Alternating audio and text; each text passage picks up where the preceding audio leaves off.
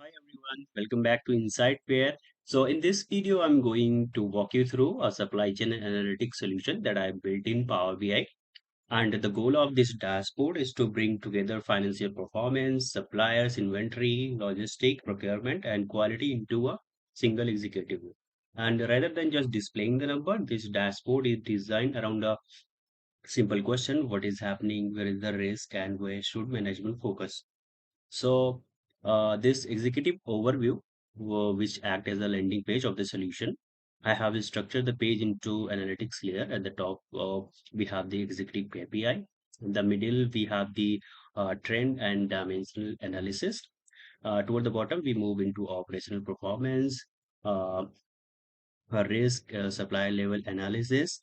On the right, we have this dynamic insight panel that summarize the current business context. And this is dynamic. So basically, if you select anything, a particular supplier or the warehouse, so this dynamic, the insight pane will change dynamically according to the selection. So starting with the a brief about this dashboard, we have the navigation page here. So if you want to navigate to the uh, next page, particular view, you can just click here and it will redirect you to the respective page. And here we have the these buttons. So this button is the data dictionary. So all the metric, the definition, business logic, and the Power BI tech logic. So all the information is being put here so that if someone want to actually know what a particular metric is doing, like what the definition of this, we can easily come here, read the definition here, and we have this functionality to close it. And this one is the Power BI inbuilt Q&A solution. So we can this is something like we can ask any question uh, and it will give you the chart or the numbers based on the what you enter. Then we have this I button. So this work as a dashboard user guide. So all the information here, like what the filters, this particular icon, this particular chart, and we have the dynamic trend analysis, dynamic ranking. So all the information being put here, we can just record to this. And similarly, we have this uh, button to close the window, and this is the last refresh, a date and time of the dashboard. And then we have the global filter here. So for the you want to slice the dashboard with the years, region, and product category, like or the supplier, warehouse, carrier, and shipping mode. And then we have this button. So suppose you have applied this filter and you want to clear it. So within a single click, uh, all the filter that you have applied will be clear. So first layer of this executive KPI section. Uh, so revenue is currently uh, at approximately 17.8 million compared with the 16.9 million, which is prior year, representing the approximately 5.4% year-over-year growth. And here I have made this a line chart, the area chart here, so that we can get the quick insight here, which said for a particular metric. We have the gross profit, which is approximately at 12.2 million, also showing positive year-over-year movement. Then we have the OTIF, which is currently at 86.9%, showing how effectively we are delivering orders on time and in full. Then we have the supplier fill rate. So it is at 94.2%, giving visibility into how effectively suppliers are fulfilled order quantities. Then we have the inventory accuracy, which is approximately at 19.9%, indicating a strong alignment between the system and actual inventory. So finally, we have the supply chain health score, which is currently at 96 out of 100, combining multiple risk dimension into single executive indicator. So for each of the metric, we are showing the current year, prior year, and their year-over-year comparison. So instead of looking at the number in isolation, user can immediately understand the direction of the performance. We have the small trend over here, which provide a quick indication how the metric have behaved over the time. Moving to this, we have the trend analysis, which is dynamic. So rather than creating a separate visual for every metric, so what I did, I have created a dynamic metric selector. For example, I can switch between the total revenue to gross profit or any other metric that we want to see the trend. And then we have the revenue. This is also dynamic, and this provide a quick understanding how revenue is being distributed across the category. In the current selection, you see we have this workstation, which is have the highest revenue, which contribute 34.77%. So this help answer a simple executive question: where is the revenue actually coming from? Then we have this top N supplier by performance score. So we have a dynamic top five supplier we based on the performance score. Uh, this give management very quick way to identify the strongest supplier within the selected context. Ranking is dynamic, so changing the filter. So we have the suppose we want to see the top five instead of top six. So we will select, and based on the selection, this ranking will be changed dynamically.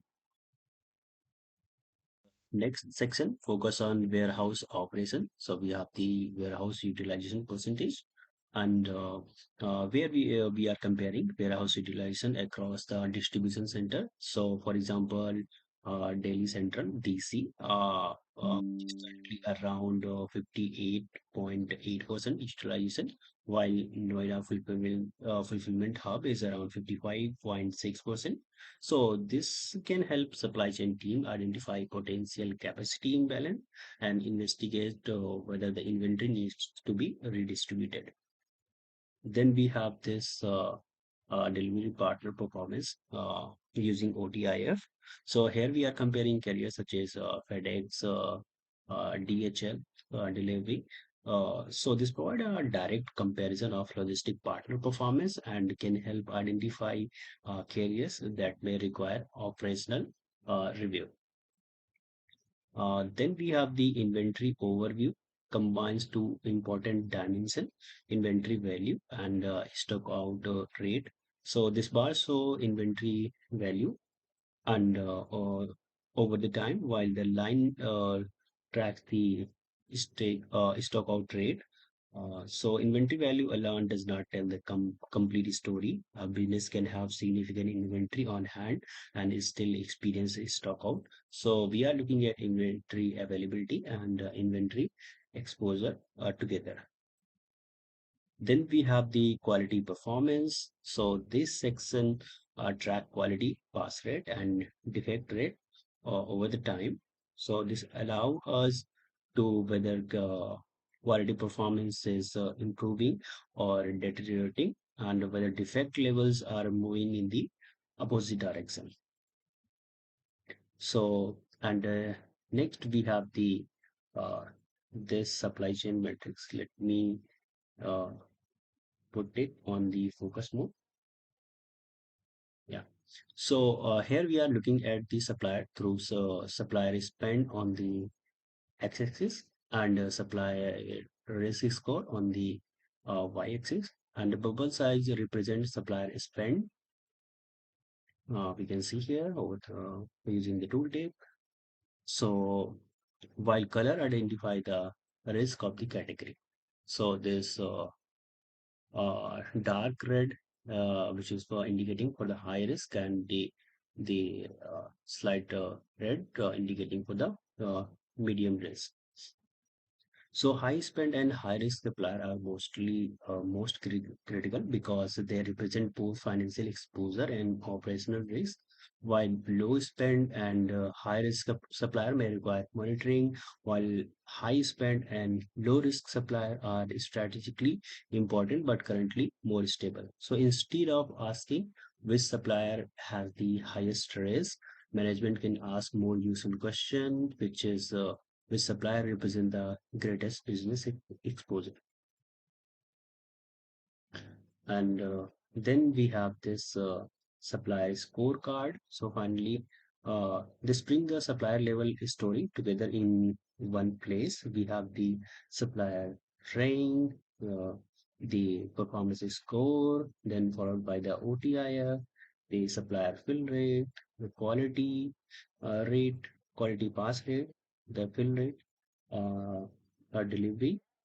Then we have the risk category. So the idea is to provide enough detail to understand why a supplier is performing the way it is without requiring the user to leave the executive page.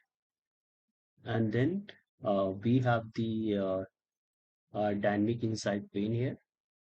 So instead of forcing the user to interpret every visual manually, the dashboard provide the contextual observation across the revenue, supplier, logistics, inventory, warehouse, procurement insight, fulfillment, and the quality insight.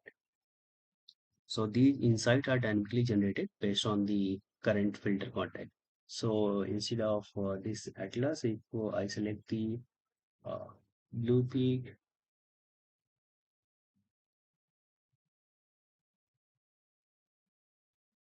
So you see here this blue peak dynamic. So all the like the insight which we have in this page have been dynamically changed.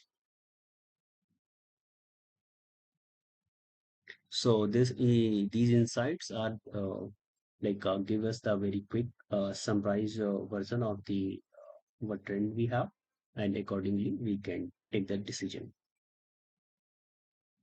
So now if we want to move to the next view, which is supplier performance, we just have to click on that, and it will redirect to the supplier performance dashboard. So currently it's in on WIP. So I have kept hidden all the content, and so now we will cover some technical details. Okay. Uh, so if we look at the data model that I have created. So I have kept all the dimension table at the top, and so we have the three fact table, uh, which I have kept below, so that we can have a clear view which particular dimension is being used to filter the fact table. And here, so I have followed the best practice here. So I have created a measure table, and all the measures have been put in the respective folder. So this is the executive overview. So you can see all these measures have been put in this particular folder.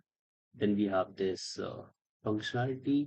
So all the ranking, the dynamic insight, so the target, so all the measures have been put here. So and then we have the parameter which is being used uh, in chart to make the chart dynamic. So this is all about the dashboard. To summarize, this dashboard brings together three levels of analysis. First is executive visibility. KPIs provide an immediate view of financial and operational health. Then second, we have the diagnostic analysis. Uh, uh, where we showing the trends, supplier performance, inventory, logistics, and the quality visuals help identify what is driving the result. And the third, we have the decision support, the risk metrics, uh, supplier scorecard, and the dynamic insight help management prioritize where action may be required. So the overall objective is to move from data to insight to take action within a single analytic experience. So thank you so much for watching this video.